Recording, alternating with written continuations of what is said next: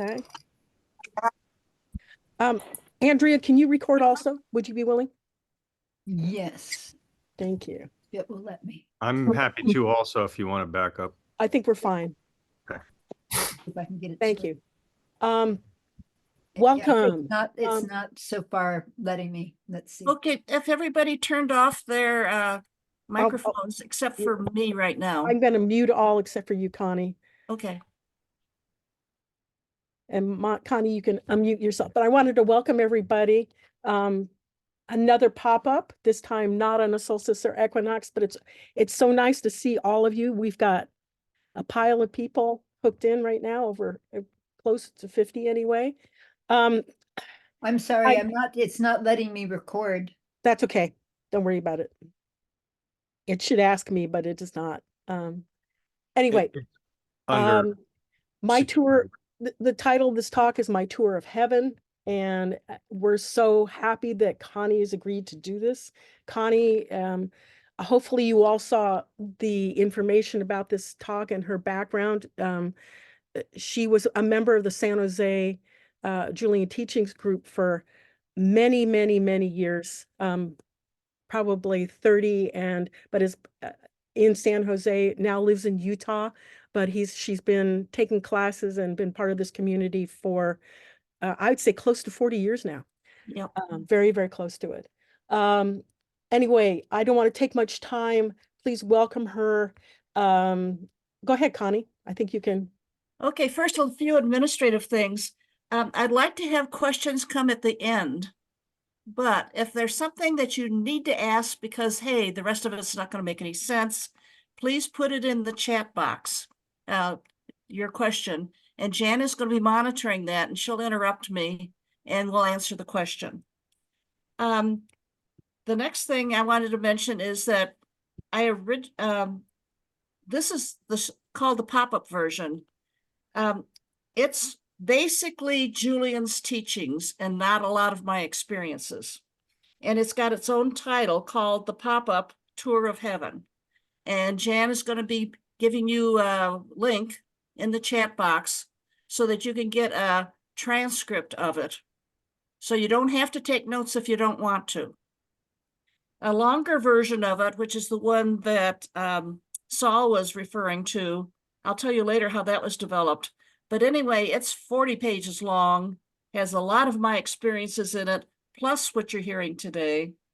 And that is also at the same link as Jan's going to be giving you.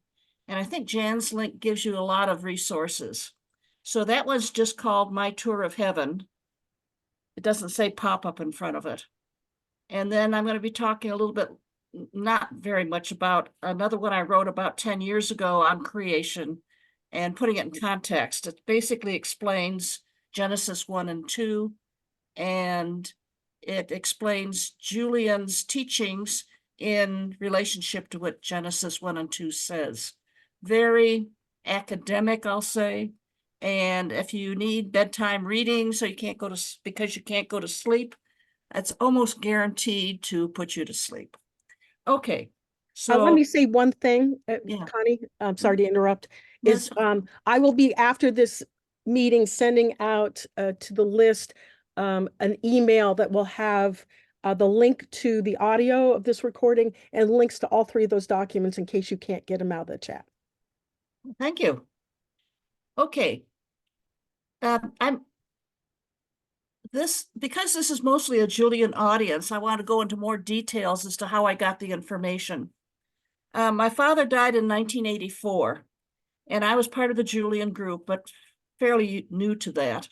And so a few years later, I had a reading with Julian, and I asked a lot of questions about life after death and what happens, and so many of them that finally Julian said, hey, I'm going to take you there so you can ask your questions directly and find out what my father is doing, et cetera, et cetera. And so I said, I'm going to have Justin be your guide. Now, those of you who have taken TE know who Justin is. Probably he's your guide or one of your guides also. So I closed my eyes and had this experience I'm going to describe to you. But after I came back, I wrote down as many notes as I could, but there's whole segments that I remembered the experience, but there were no words to describe them. So over the next 20 years, I attended all of Julian's workshops that concerned life after death. And one of them was even called Julian's World. And I had a few other Julian readings where specific clarification was provided to me. And then I really didn't write it down, though. I didn't think it was, shareable. Until 2019, we had moved into this community, which is a senior community. And as you can probably guess, with the average age being about 85, people are making their transition pretty regularly here. And so some of the women, in fact, were grieving, and I told them a little bit about my experiences in heaven, and that seemed to make them feel a lot better and helped in their grieving. So I started writing down my experiences, and I found out it helped for almost all of them. And so I thought, well, if it helps them here, maybe it'll help people that don't live here. So I've written them down, had some help from some of you, many of you, in trying to find the right words, and also rewriting several times. And that's what you're going to see today. Now, one thing that makes my presentation different to the general community than other people's is I'm basically a scientist. And so I wanted to know what the process was, not necessarily a lot of extraneous things. And so that's where I focused. And I also want to remind you that this is around the year 2000. It was between the late 80s and maybe 2005 when Julian made the transition, or at least June did, that I had these experiences and the explanations. Now, 20 years later, and maybe 20 years from now, all those words will be explained, all these experiences will be explained in different words. Because as our experiences and our scientific inquiries progress, our concepts expand, and we have to have a vocabulary to express those concepts. And so whatever we experience now in the higher realms will be able to be explained more accurately and in different words. So what you're getting is about a year 2000 explanation, maybe a little bit later. Now, the people in particular I want to thank is Camille Elbrick, Tamir Sam Holland, and Andrea Smith, who are the ones that helped me put these into words. And I want to acknowledge that and emphasize that they are incredible teachers, but I think you already know that. Now, I want to reinforce what most authors and speakers on the subject have told you. That is, we all experience the physical or material world through filters based on our physiological makeup, our life experiences, and our beliefs. I was once at a lecture on the brain, and I can still picture it now, and how it functions. There were more than 100 in the audience, and the lecture started with a movie. We were told to focus on one aspect of the skit being shown in the movie, and whoever got the right answer at the end would get $100. Now, that's a lot of money, so I paid close attention, and I think almost everybody else did too. At the end of the movie, one person had the right answer, and she received $100. Then the lecturer said, "How many people saw the gorilla walk by?" 2 hands went up. Out of those, like 150 people. At the end of the lecture, I talked to those 2, and they said, oh, they've been to that lecture before. So that means everybody that hadn't been there before didn't see this gorilla. They played the movie again, and he said, now look for the gorilla. This time we saw a person dressed in a gorilla suit walk right in front of us, wave at us, and then leave. Why hadn't we seen that gorilla the first time the movie was shown? And he was very obvious once you were looking for him.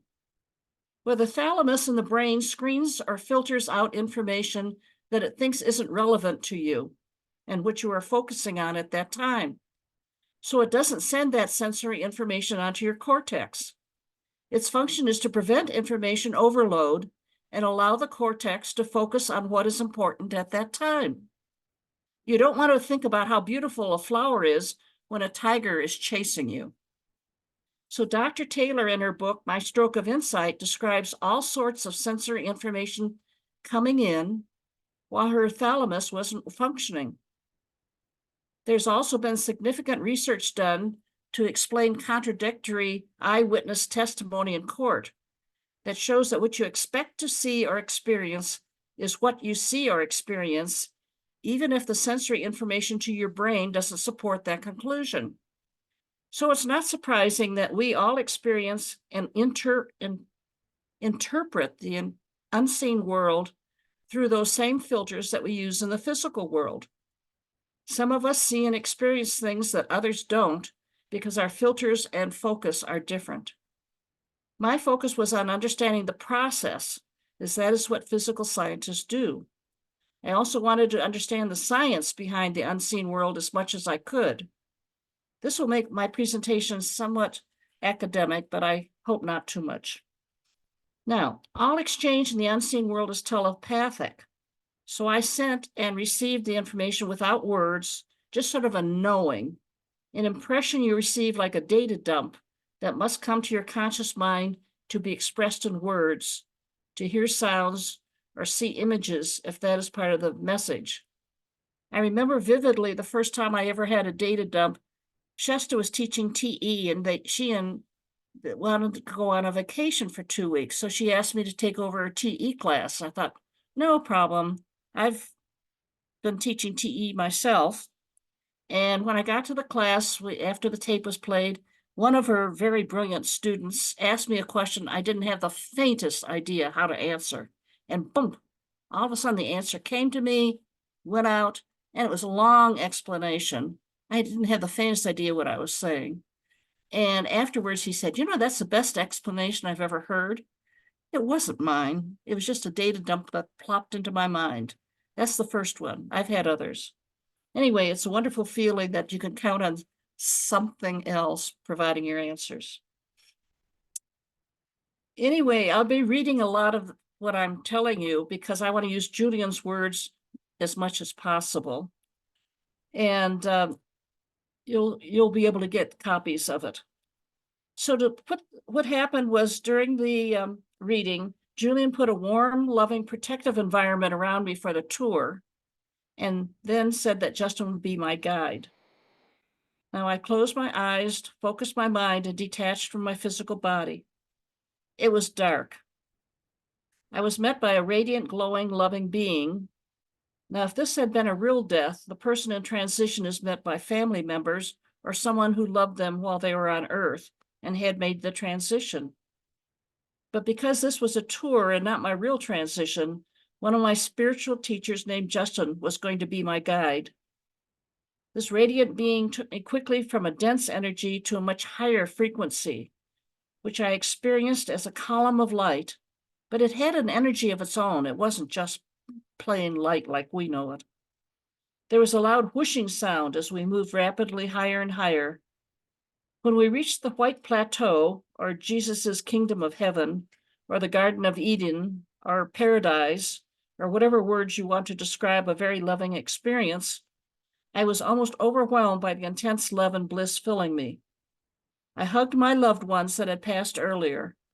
There was some substance to each person, even though they did not have physical bodies. They looked like I last remembered them. Our hugs felt like the uniting of two energies of love.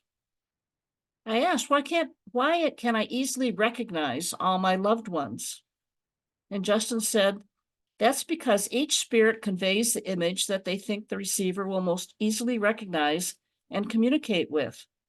Each spirit has an energy that your spirit can recognize from your past association on Earth.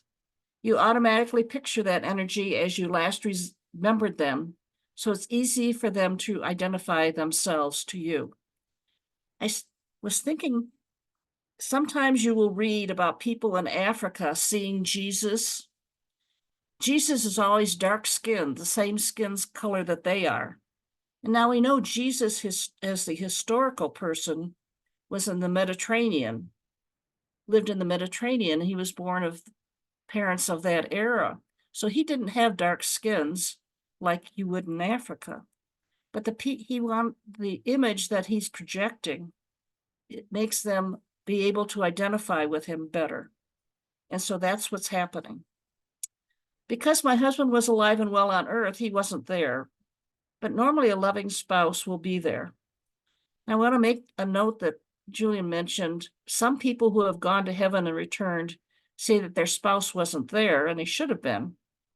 But the way Julian explained it is that the spouse could be in some situations so they can't come. For example, if they're still in the sleep state, or they're part of a mission to bring the spirits from a major disaster up to heaven. When you die, a signal is automatically sent to all who loved you. If you are just visiting, then that signal isn't sent. Now, some people see religious figures when they first arrive, but that wasn't needed because this was just a tour. But my mother told me that both Jesus and Subhutu, a disciple of Buddha, and her teacher in a prior life met her. Now, my mother in this lifetime was a strict Lutheran, and I don't think she even knew anything about the Buddhist religion. But apparently she had been a disciple of Buddha in some prior religion, and so that disciple greeted her. The first thing that would happen was the sleep state. After you've greeted everybody, it's like a dream state. You are aware of all the love that is being sent to you, but you don't participate.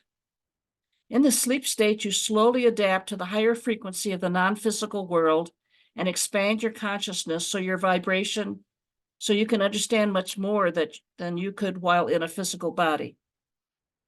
Now, in the sleep state, you start somewhere between your physical density and the light. During the semi-conscious state, you reflect on your life.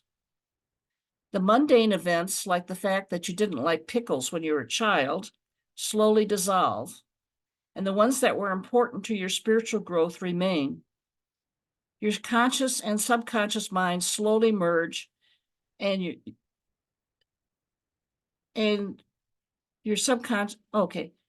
conscious and subconscious minds slowly merge, and your superconscious mind, or mind of your spirit body, slowly comes into control.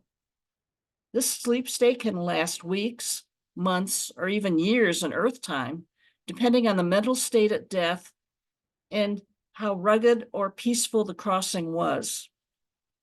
The opening occurs when you become aware that your vibration has risen enough to leave that semi-conscious state. From that comes a soaring. That means being able to move in that new awareness. After you leave the sleep state, you enter that which is called the invisible.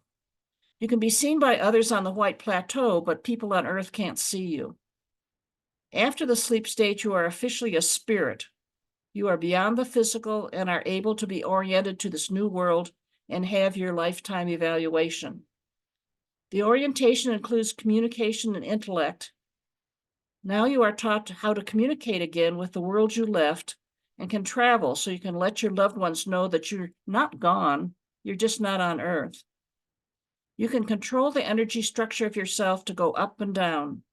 You change frequency and visibility. After this process is complete, you can go on to search out studies for your advancement and then work on those studies, all on the White Plateau. But let's look at some of these processes in more detail. After the sleep state, there were grand reunions with my loved ones in the spirit world. It was like celebrating the birth of a baby, except that you are the one being born in a different environment than Earth's.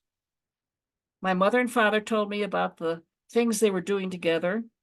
They invited me to see their projects after my evaluation.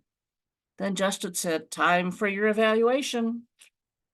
My guardian angel was to be my evaluator. It usually is one of your guides that has been with you throughout your earthly life.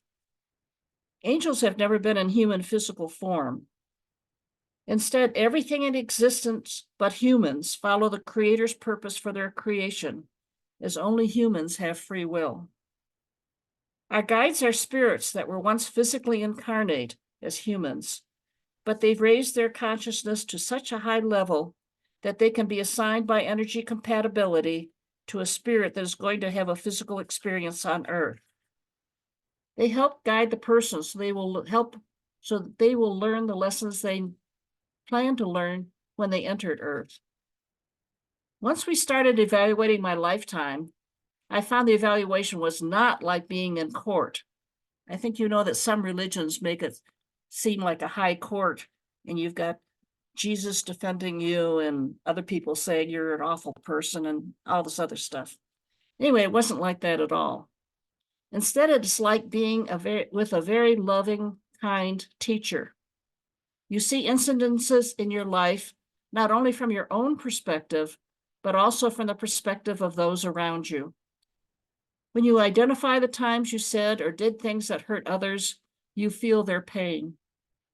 However, the teacher also points out the times you went well beyond what was expected to help another.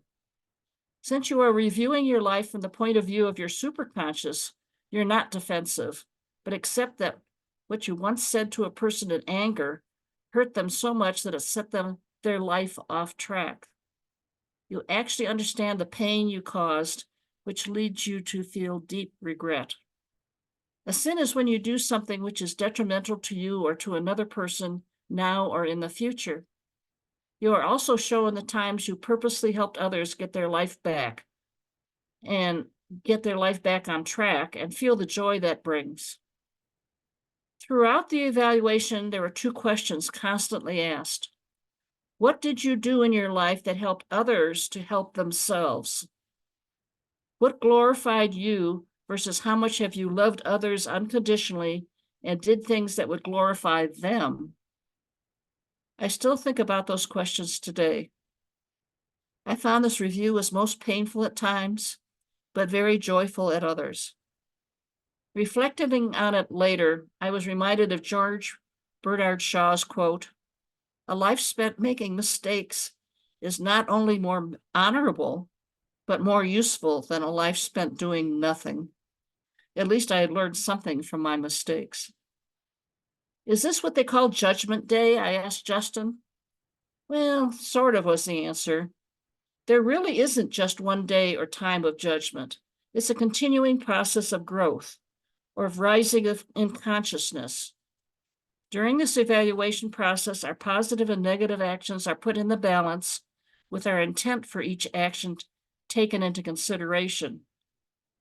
What if you don't regret doing something that hurt another? I asked. If upon reflection you still don't regret doing a harmful action, then further counseling is provided. Compensation for all sinful actions can occur while you're still living on earth, or they can be attained in some other way through service, living a life where you are the victim of a similar situation, or forgiveness. The opportunities to compensate and bring all into balance will come later, but must be completed before you can attain the goal of perfection. We'll get into a perfection a little bit later, always a vague term. You understand that some things that you were meant to learn while in the physical body on Earth I still need more practice. By the way, that's basically all of us. We never achieve everything we're supposed to do. Activities are discussed that will help you advance in your understanding.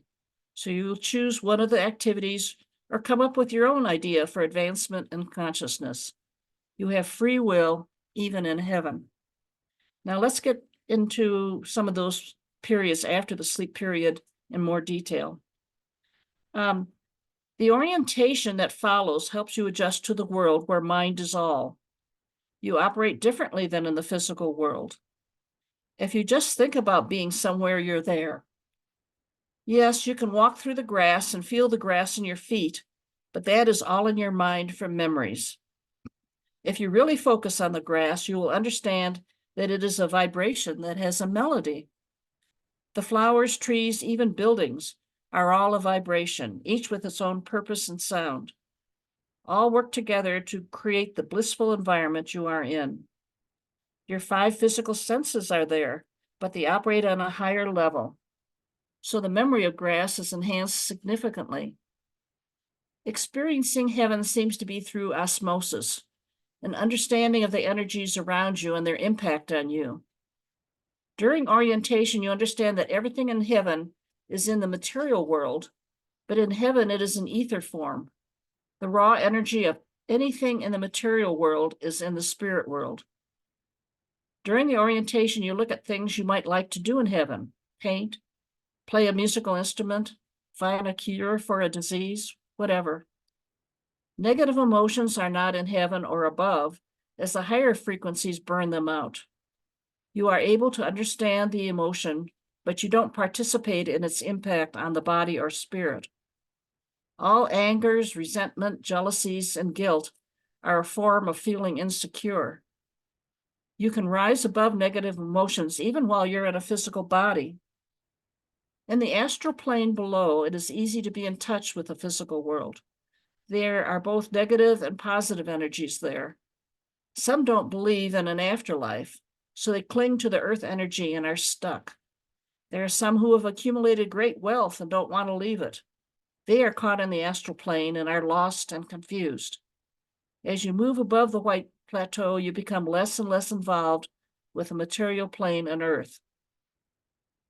During the orientation, I asked Justin if he could explain where I was in the unseen world and how it related to the earth where I physically lived.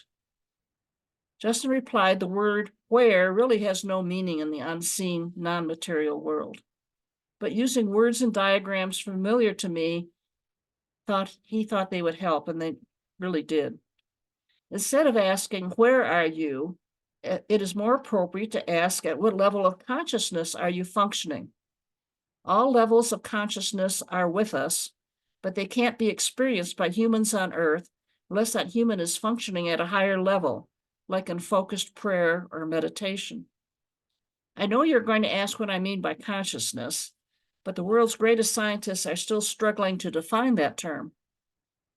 You and your world currently don't have the concepts or supporting vocabulary to understand consciousness. Your lifetime's latest research seems to indicate that the physical brain is merely a very adaptive, self-healing, logical computer, as that is all they are capable of understanding right now. They know that something drives the physical brain, but they can't conceive what that is yet, so they just call it consciousness. Originally, the word conscious meant to look at or to behold, but it is much more than that. This is a quote from Julian. So to keep things simple, I'm going to give you a working level definition of consciousness. It's a state of being aware of and responsive to one's respondings. I'm going to redo that. It's a state of being aware of and responsive to one's surrounding. Being responsive at a certain level of consciousness means the human has the powers to move and act upon the energies around it at that level. Being able to move and act upon the energies at each level is important, as otherwise you are merely an observer. Right now, you are aware of me and your father who has made the transition to the unseen world, and you are functioning at this level of consciousness. If you look, you can be aware of the material world and what is happening on the earth, but you are not functioning or interacting there now. So you are not at that lower frequency or lower level of consciousness now. You are just an observer of the material world now. Now, in several of Julian's teachings, we go up to, I'll explain this later, the conceptual plane. And we observe Julian's world, but we are never functioning in that world. That's a key distinction that Julian continually made as to whether you're functioning in that world or just merely an observer.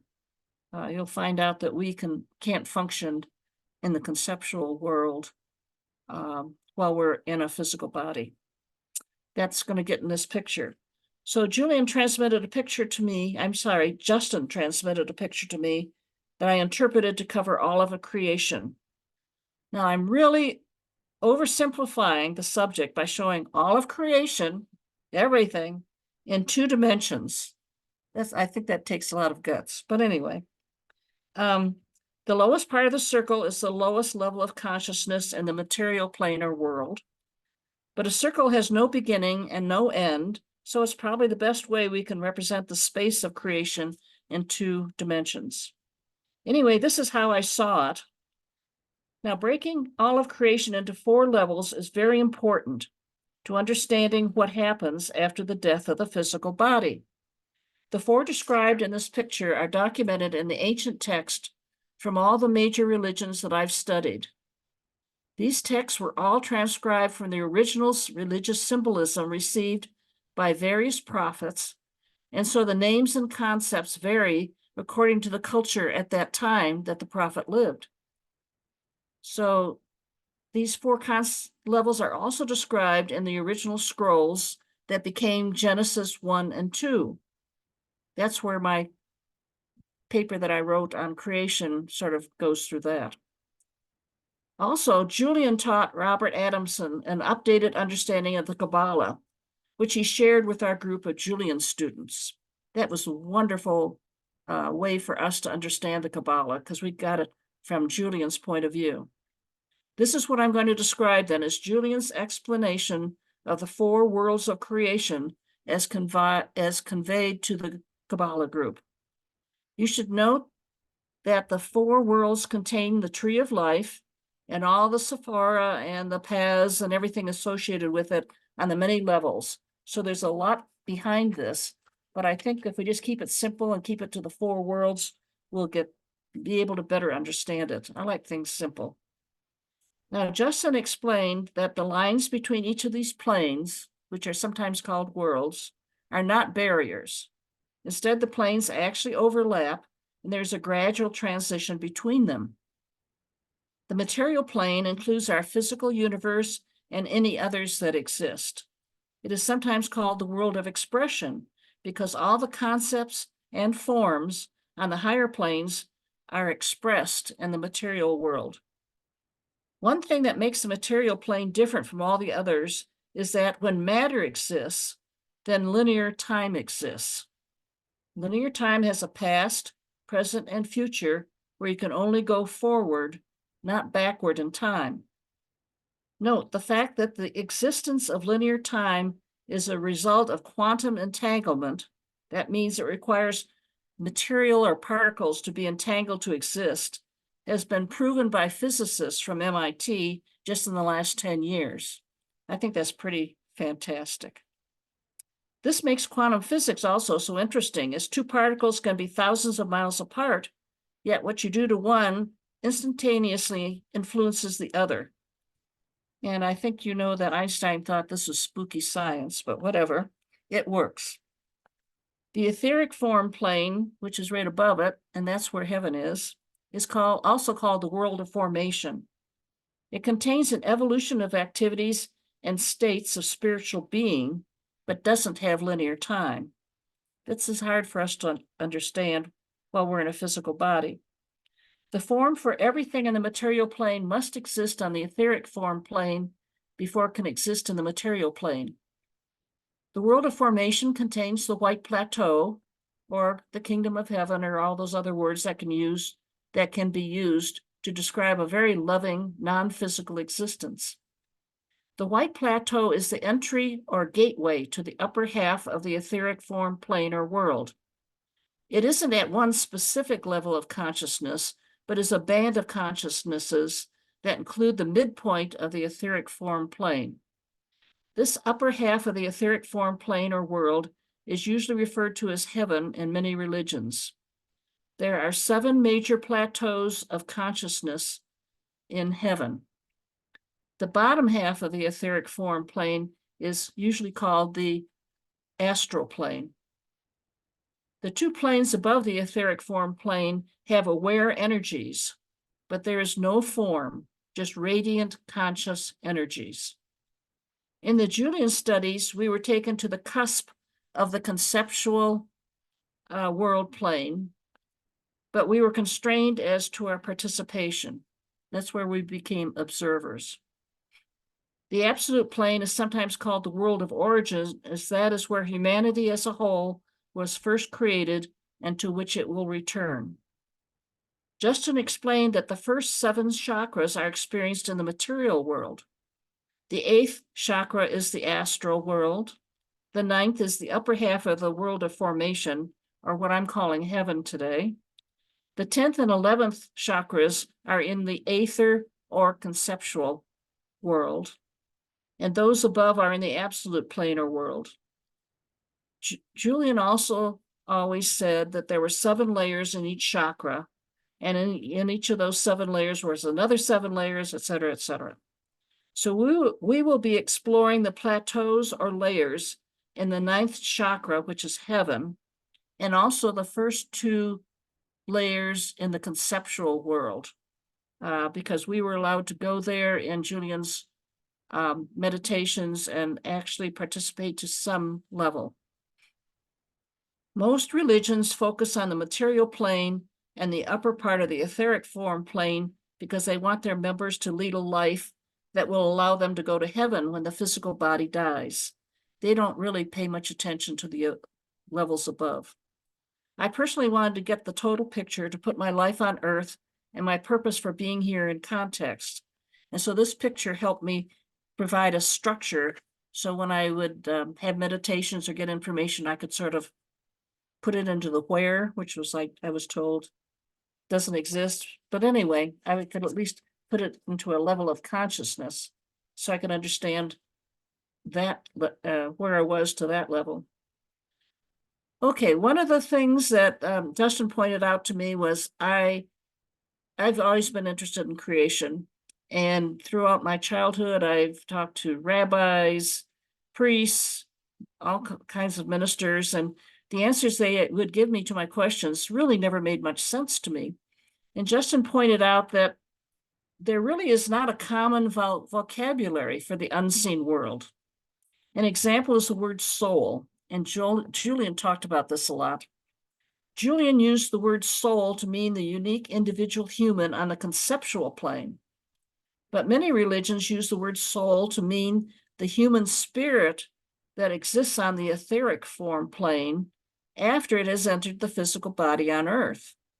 Others use the word soul to refer to the human spirit on the etheric form plane and refer to soulmates at that level. Hence, I'm going to try not to use the word soul. Instead, I'm going to refer to the unique human on the conceptual plane, it's the plane above heaven, as a light body, a spirit when it's in heaven, and a physical being on the material plane, even though they are all interconnected. And that reminds me that when I was writing one of my first ones and Camille was helping me, we would have constant emails going back and forth as to how we thought the light body, the spirit, and the physical body were all interconnected, which they are. But I'm not going to be able to give you an answer to that. Unfortunately, I asked, but I didn't get a good answer. Okay.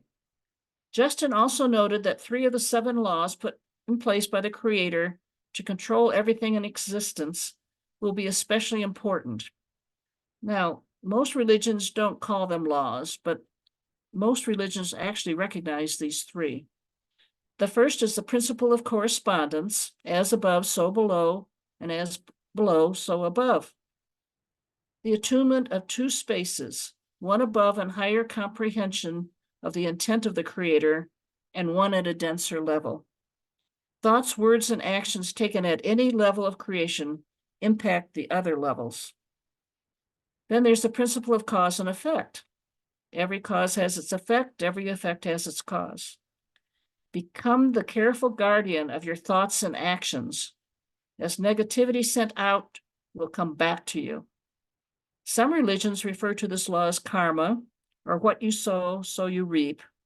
The law of attraction is a variation of this more general law. Then there's the principle of gender.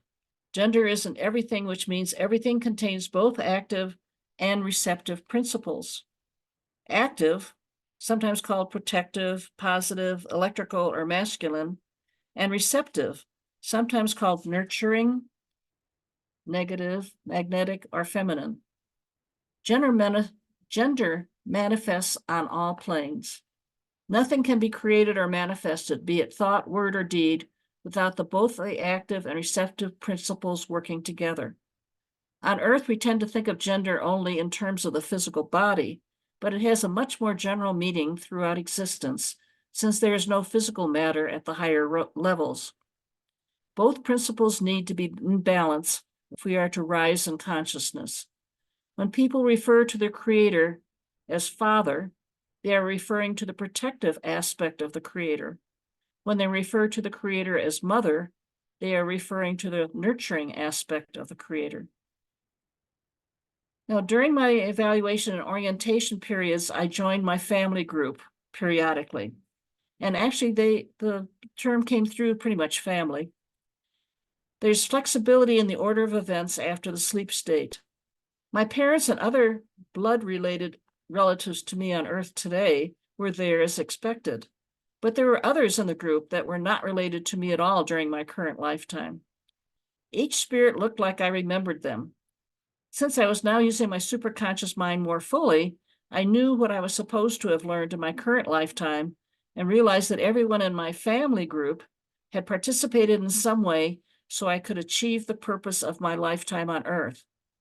Not all those relationships were friendly, however, as some of those family members had forced me to get back on my path when I was straying due to being too lazy or too comfortable to change direction.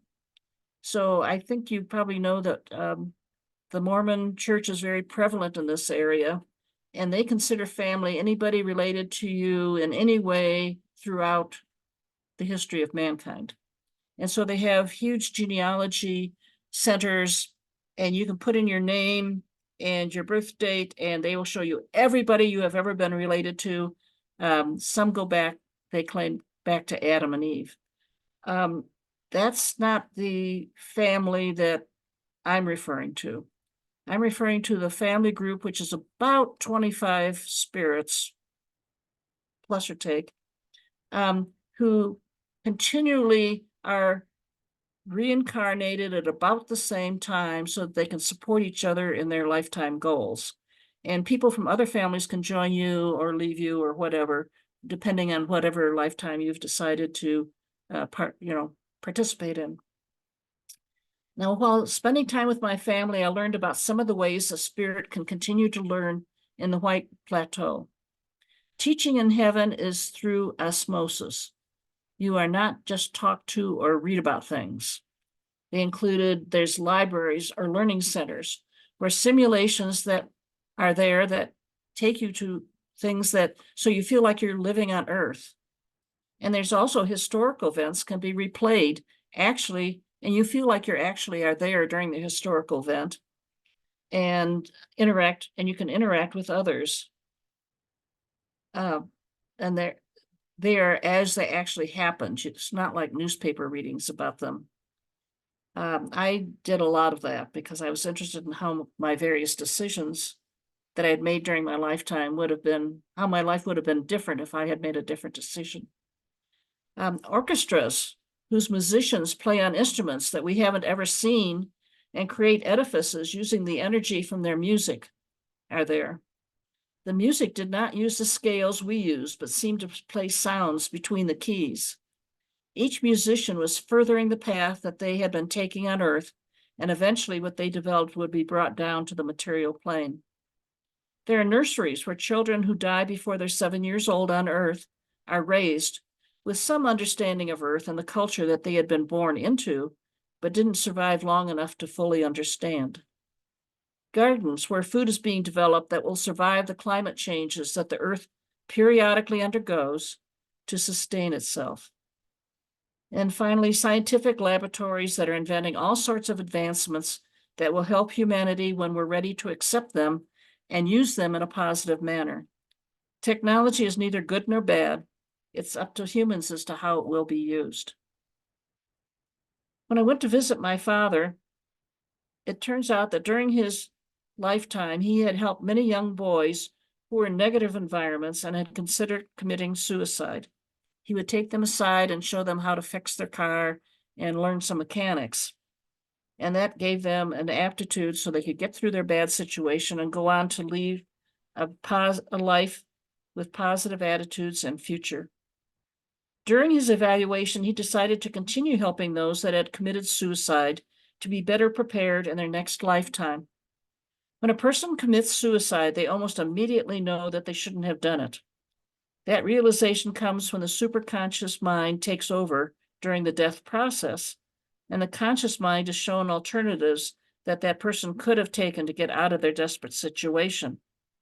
But depression affects you emotionally, physically, and mentally.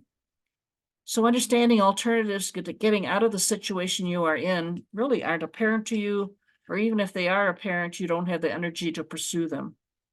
He was working with those spirits who had shown an interest in fixing mechanical things while on Earth. In heaven, he would involve them in projects that would be useful on Earth in the future and help them gain the enthusiasm and confidence to try again. Every situation that results in suicide must be experienced by that spirit again in some way, but more preparation on the spirit level can help the person get through that bad situation without committing suicide. I asked him about the people who tried to commit suicide but were not successful. They report having very negative experiences while in the process of dying. He explained that those who are committing suicide are filled with negative energy, and that is what they are experiencing, not the bliss of heaven. Sometimes the unsuccessful suicide will lead to a drastic change in that person's state of mind, so they will end up getting past that negativity. I want you to see the plant project I'm working on, he said. He and others were developing plants that could grow in salt water, but needed a high carbon dioxide level to thrive. He told me that they would serve Earth's population as a food source. I asked, what about the high CO2 levels? He replied, there have been many times in Earth's past when it had very high carbon dioxide levels, and plants and humans thrived. When the carbon dioxide levels dropped drastically during the Ice Age, those plants died. I want to focus on providing a food source from currently unusable land, and will do that in my next life. Using the library. I used the library many times to find out how different my life would have been if I had made different decisions. At the end of one simulation, I asked Justin, one of the current ideas based on what we know about quantum physics and string theory is that there are an infinite number of alternative real lives for each person, each based on an alternative decision made during this lifetime. You know, the Schrodinger cat experiment and multi-universes. This simulated life seemed so real to me. Was it an alternative real life for me? He said, no, alternative lives aren't real lives. If you had made that alternative decision in your current lifetime, however, your lifetime would have been much like the one you experienced in the simulation. The key events would have been the same as what you experienced in the simulation, but not necessarily the details. But it was not a real life for you. The lifetime you're experiencing is much like the one you planned before you entered the physical body, and that's your real life. Saving lost spirits. Well, one of my opportunities for further growth was to do service in the lower realms of the formation plane. That's the astral plane. Justin explained to me that when the physical body of a person dies, sometimes the person's mind is so attached to something on Earth, or there is an emotional or mental energy that locks it into the Earth influence, that the spirit can't see the light. I asked how many were there, and he said, well, it's less than 1% of all people that have ever lived on Earth fall into the situation. But that's still a lot of people, or a lot of spirits. Anyway, these lost spirits are trapped in the astral plane where time stops for them. The spirit is in the state of mind that it was in when the individual's physical body died, and he can't see the etheric beings waiting to help guide them to see the light. They may just be focused on the material object or issue to which they are attached, or they may be continually experiencing their own negative state of mind, so it can be difficult to even get their attention. They have no physical body, but crave to be able to do what they did when they were alive, and they crave and want contact and interaction with other people. In this state, the spirit has no choice but to endure its misery until they're helped to see the light. Hell exists in a person's mind. It is not a place. For some people, hell is on earth while they are alive. These spirits need to be rescued. The rescuers may be people still living on earth, as their energies are closest to the spirit needing rescue.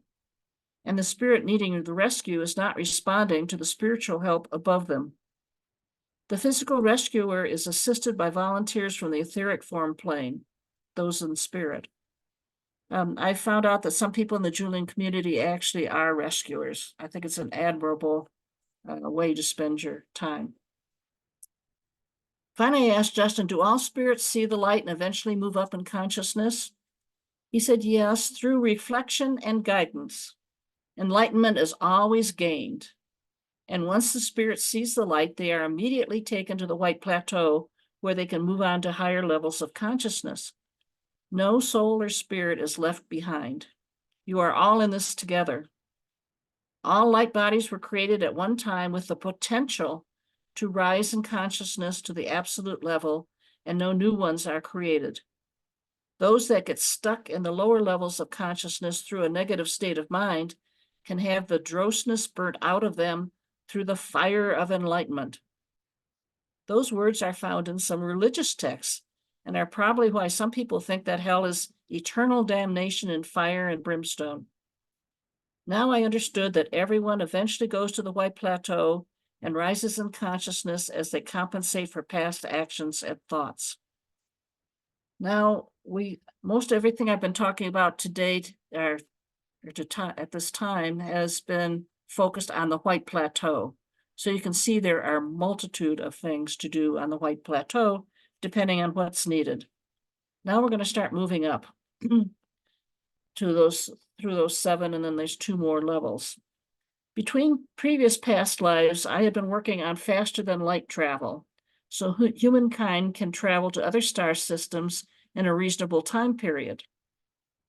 Justin explained, when new ideas that will help mankind are developed in heaven, they are passed on to individuals when the time is right for humanity to use them. They can be passed on by having the spirit in heaven who has worked on that idea in heaven incarnate on earth and make that their life's goal. That was the path my father had chosen. On the other hand, that approach is risky, as the person being incarnated may not take the intended path. We do have free will. Each person can be distracted from their intended purpose in life. A more efficient approach is to bring the idea to those already on earth working in the field, and that's usually through dreams. And in my longer paper, I give an example of how one of my doctors invented a way to save my eyes by having a dream. In general, there are 7 plateaus or levels of in heaven. And within each plateau, there are 7 levels of advancement from the entry level or basic to the master level. And going through Julian's tapes, there are 2 of them where we go through all the 7 levels plus the 2 in the conceptual world.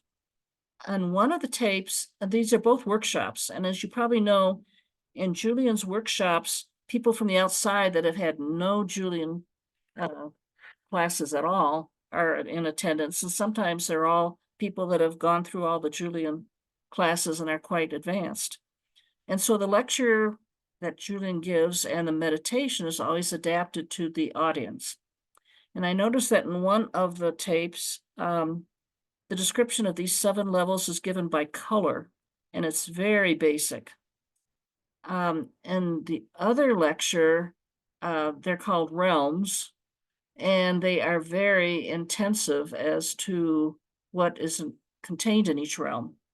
So I'm going to sort of combine both those lectures in what I'm going to be telling you.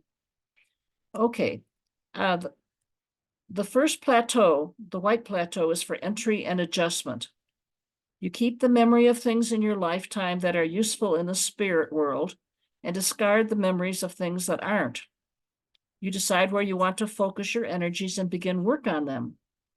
Now, in the second plateau, you start with visual enhancement and move on to learn physical comprehension, a total understanding of the physical world. But it's done in the ether. You understand the components that create the energy that densifies. Those on the second plateau are ready to shape and form physical essences on Earth and understand their evolution. The third plateau is of mentalism, of creative ideas. It has all the innovative thought that is, was, or will be. Being in that plateau stimulates the movement of energy to its right and proper place for the physical world. It includes audio enhancement as a means to move energy. Once you have reached the conscious level of the third plateau, you can go up and down between the first and third plateaus at will. During my work on space travel, it was essential that I go between those three plateaus to understand what energies would work effectively in our material world. Justin then had me move up further. After the third plateau, we entered the fourth plateau, which brings the light body into relationship with the physical and mental senses and lets you experience and understand how this trinity works together to become an expression of you. Integration is the key to the fourth plateau. The fifth plateau provides a transformation of the trinity understood on the fourth plateau. It is a transformation of the concept of you as a trinity where you continue to separate your spirit personality from your light being. Remember, your spirit personality still carries some of the density that you had on Earth. Not a lot. You're slowly losing that. But now this is one of the separations. The first separation is when the spirit leaves the physical body. In other words, we call it dying on Earth. The second begins with a sleep state, where you're transitioning from the density up to the consciousness level of the first plane. But it keeps working until at the fifth plateau, the density is separated from the light. Universal identification is the key to the fifth plateau. At the sixth plateau, what is known is impersonalized. You can know an emotion without feeling it, and you are no longer focused on Earth. At the seventh plateau, we spent more time in the world above. That's the conceptual plane. There you are taught to be a mover of energy. You can function in one world, but see clearly from a higher space at the same time. He referred to it as peripheral understanding. If a spirit at this level incarnates on Earth, it is to create a better understanding of concepts, that sort of thing, to help humanity as a whole. And I remember some of our discussions as where did Jesus come from? That's probably where Jesus and any other master teacher that comes back as a physical human being would be coming from. When you are at any plateau, you can move to any lower one and back again as you choose. But at the seventh plateau, you focus on reentry patterns. You can look at your warehouse of cosmic debt as part of that process, but you can decide to reincarnate at any plateau level. A lot of people decide to reincarnate while they're still on the first plateau. And if there's an urgency, that's the way to go. You move from building yourself at the lower levels to being a major change in the universe at these higher levels. The seventh plateau is the highest ether level. At the aether levels above it, you are no longer physically returning to Earth. Guides have reached this level. At this higher level, you merge first with cosmic forces and energy, and then the origin energy, and then finally with the creator. There is no shape or form in the conceptual plane as you move through the 10th and 11th chakras. You are just being. In the 9th plateau, which is the second plateau in the conceptual plane or the 10th chakra, you are in the raw energy form, which means anything that ever is, was, or will be is, and you have but to take it and form it. On the 9th plateau, which is the second plateau of the conceptual plane, you self-identify with your light body. That's your only real identity. And that's where your light body pretty much, well, I say it resides, but that's a bad way to express it. That's where you get in contact with it. That's your only real identity is at that level.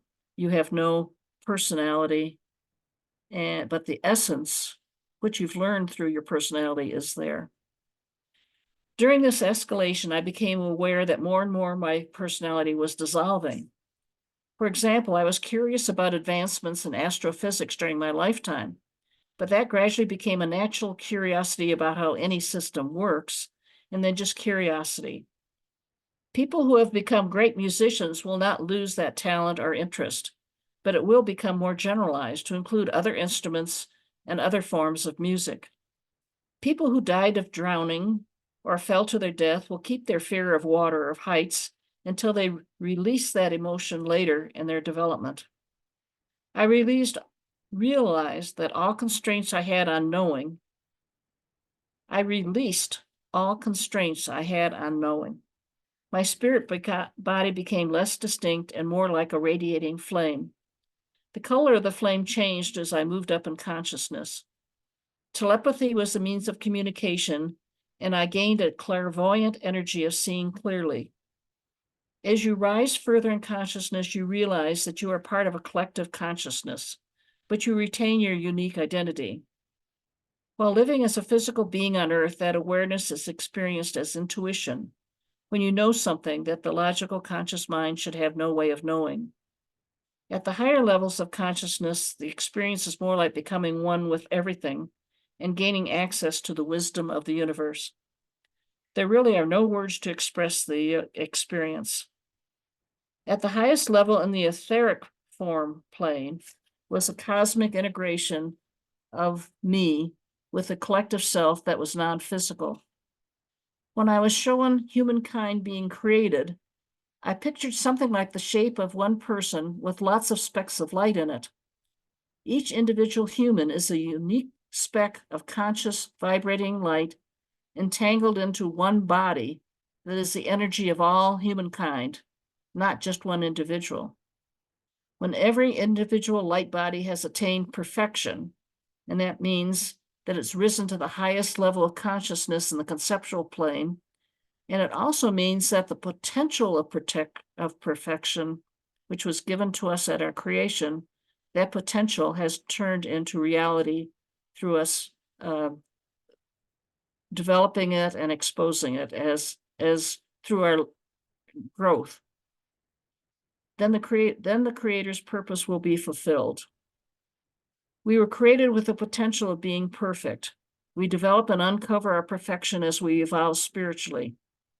After I asked a few more questions, a picture of a puzzle was shown to me to represent all of humankind as a giant puzzle.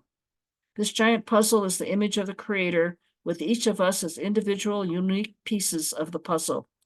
So we are all in this together. We retain our uniqueness throughout the process, but this is a group adventure of humanity as a whole. The word adventure kept being repeated with the aspects of curiosity and anticipation attached to it. When I had reached the conceptual level in consciousness, Justin asked me to sense the energy in front of us. I experienced a bright, radiating light that beamed enfolding love for me as I drew near. This light body exists on the conceptual plane and has no form. It is a radiating thought, which is hard for us to imagine while we're in a physical body. I was told to merge with this energy and remember what I felt. I felt great peace and bliss because I knew this was me, my reality. But I also felt that I had lost something. Even though the essence of my personality was still there, that is what I'd learned spiritually that was useful, and it was integrated into the whole, the details had dissolved. However, I was reminded that every thought, word, and deed of my lifetime, my current one and all the past ones, was stored in the Akashic records, which were forever accessible, so not completely lost. After I left my light body, I asked more questions about the relationship of this light body to the spirit body and to the physical body. I was told that humans don't have the ability to comprehend this concept yet. Once humans understand dark matter and dark energy, which I'm not sure you know, but 96% of our physical universe is not known to us. Scientists can feel the impact on the part of the universe that we do understand, the 4% we understand, but they don't understand this other 96%. That's the big thrust right now in astrophysics. Well, once we understand that, then the concepts and associated vocabulary will be available for a better understanding of this relationship. I did get the impression that it had something to do with reflected energy, but the concept was too nebulous for me to understand. Now I want to finish up a little bit with reincarnation. An important step in the process will be to plan my next experience on Earth. The decision to reincarnate can be done whenever you are in the 7 plateaus of heaven. But I think you need to rise to a higher level, like the 9th plateau, to make it happen. At least in Julian's workshop, we would merge with our light body before planning our reincarnation. I would consider what activities still needed work to compensate for balance. What you sow, you reap law had to be satisfied. What spiritual growth did humanity need as a whole to which I could contribute? What lessons did I still need to learn, like learning to be more patient? Then the parents for needed genetic characteristics, the culture, and timing to have the internal energy and drive to accomplish what I wanted to accomplish, all had to be considered. It sounded very complicated, but is done almost automatically once we decide what we want to accomplish in a new life on Earth. Justin explained that the decision to reincarnate or not only happens if your highest self understands the need for it. However, every speck of humanity has an inner drive to reunite with its creator. That drive will overcome any reluctance you may have at reincarnating into a stressful or painful situation. As you know, the experience will take you closer to that unification objective. Justin continued, you see in your lifetime a tearing apart, dissension, violence, and discord. From our perspective, this is true, but there is an overlying evolution towards a future of peace. The violence and poison come to the surface to be purged, to teach that there is another way beyond greed for money and power. That pitting one against another will not lead you to success. The Creator loves you all equally, but not one group more or less than another. The law of cause and effect is perfect in teaching a different way, a way that leads to well-being. Growth to peace and balance takes many lifetimes, yet that is where you are headed. Know this, let go of anger, judgment, and fear. Think, how can I help? Every day choose kindness and compassion. Look for places to bring comfort and aid, to help the other person to become self-reliant. Right now in your lifetime, humans need to focus on respect for each other, to listen to other points of view, to build consensus from shared values. You need to bring down the walls that separate you and lead to more violence. Now, he said, you have to return, and I came down, dropped back into my body and saw Julian sitting next to me. Now, my tour only lasted 20 minutes in Earth time, but I think from what I've told you, you can see it probably would have taken more than 50 years. I think Julian said the average time on Earth between people being reborn, spirits being reborn, is about 100 years. But I think it's a lot shorter now. And there's some indications that the Julian community people will be returning fairly soon after our transitions. Anyway, we're going to play a meditation now. And the meditation takes us to the White Plateau. I want to thank Saul for cleaning up this presentation. I think there is a railroad train or something going by during the meditation, and he got all of that distracting sound out of it. But the meditation is going to start with Julian telling you to take a sip of water, and then she'll go on the meditation. But I'd like you to take your sip of water now. We're going to be going just to the White Plateau and looking around. And then if you've had your sip of water, we're going to start with 3 breaths. The first to still the mind. The second to focus the mind. and the third to raise your elevation to the proper level for this meditation.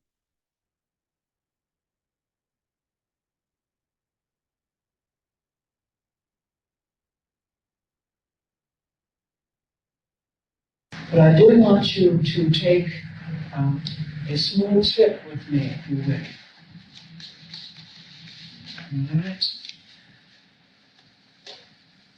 Remember that you are a divine being, that you are filled with light, and that you will begin to be this light in all that you do. You have made a commitment to light, to the light body, and to the use of the light body mind. You are now going to the first plateau to witness the plateau that is known as entry and adjustment. Keep in mind that you are surrounded by white light, that you are in a vehicle of white light, and that there will be no danger for you on this trip. You are ascending, moving outward and upward, moving into the astral plane. As you pass through this astral plane, you will find many lost souls, some angry, some sad, some simply staring into space. You will pass through them. You will not in any way be concerned with a contamination factor. When your powers have been properly aligned, you can help them to find their way. But now you are only to recognize their presence. Moving upward through the ether, you are entering the white plateau. Now, if you have taken time to realize, you realize that you entered the white plateau through the heavenly bodies, and that as you look out from it, what appears to be the sky, so to speak, to others, is in actuality the shroud or wrapping of this white plateau. In this plateau, all things are white in varying density. There is a feeling of fresh air and a sense of illumination. You will see that there are many etheric figures moving here in this plane. All of them appear to be simply light figures without personality, but simply light beings. In one area, you are able to discern those who are in sleep state, having made transition or rest in total peace, and around them hover light figures who are those who have been in past related to them. As you observe this, you see there is no sadness, there is only rejoicing, it is only the acceptance of their divinity. You will see in another area what would almost appear to be a very comfortable room or lounging area in which some light figures seem to be in deep discussion.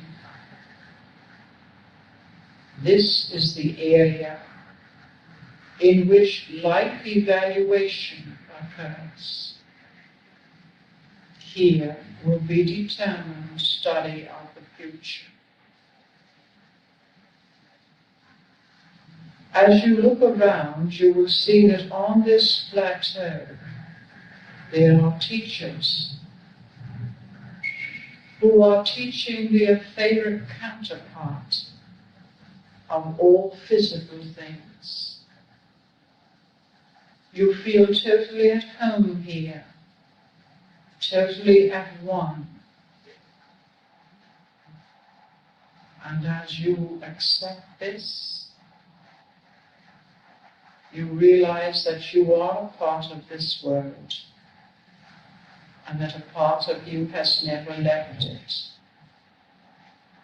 Therefore, you can return to it and leave it in the service of others without fear. Sunlight glistens as it shines on all things white. Moving from this plateau, man will move upward into other color spectrums. You will leave this plateau now and return through the earth atmosphere to this room and this place, carrying with you the knowledge of this plateau and that which you have envisioned. Come gently now to this time and this place. Take a deep breath to oxygenize your body.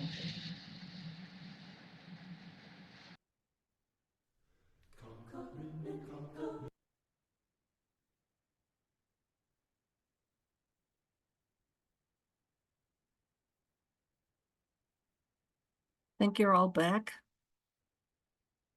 Most of you know that Sam Holland and Tamir are planning on having a pop-up on Life Between Lives. And we've coordinated our two presentations. You've seen that mine is very lecture-oriented, and Sam Tamir will be focused mostly on experiential. And he hopes to be able to take you up to the higher realms. And so I highly recommend that you watch for his announcement on his pop-up. And it might be as soon as in a month, but it'll be soon. So are there any questions? Yes, Noel? Thanks so much, Connie. That was like really, really awesome presentation. I Thank you. really enjoyed it and was writing at very high rates of speed as much as I could. Well, you can get the transcript, yeah.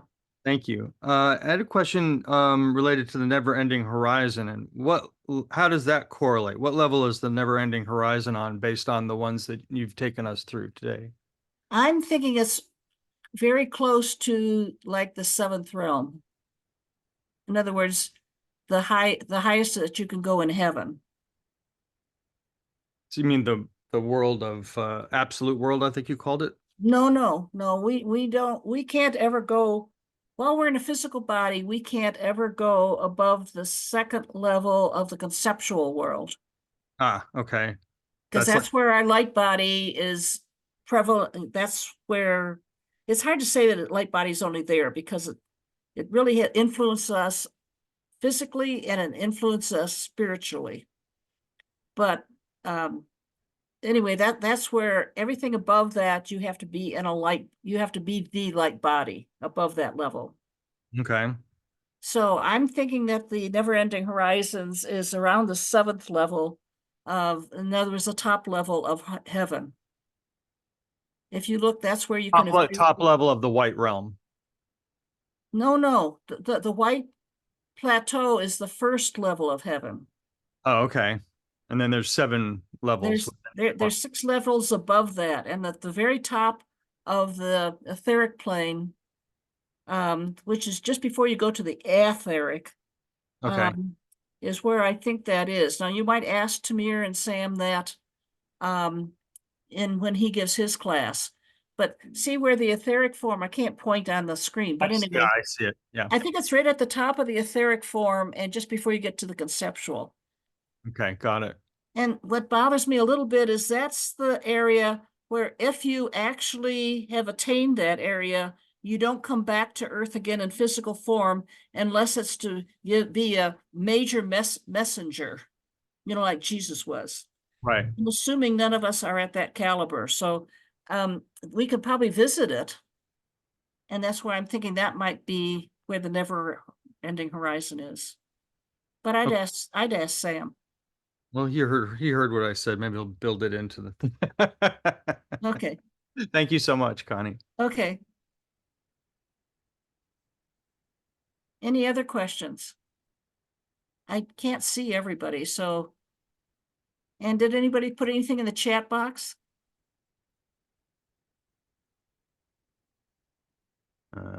Chat. No. Okay, I'm seeing One everybody. thing in the chat, Jan put the links to the different Yeah. pop-up my tour and the creation putting Genesis into context. Those 3 links are in the chat. If anybody wants to click on it, then it will open up on their computer and they can save it later. Okay, Sam is in the audience. So Sam, do you want to comment now or do you want to wait until your pop-up? You are muted. You're muted, Sam. Your sound isn't on. A very good presentation, Connie, and Timur has absolutely no arguments with anything that you said. So, but we'll see where it goes. And the meeting is, I think, about mid next month. It's I'm looking at my agenda here. In the Netherlands, we call them agendas. It's on the 20th of May. 20th of May. Okay, but what about Noel's question about the never ending horizons? Do you have Oh, why don't we just address that in the meeting? Because Yeah. it's a term that's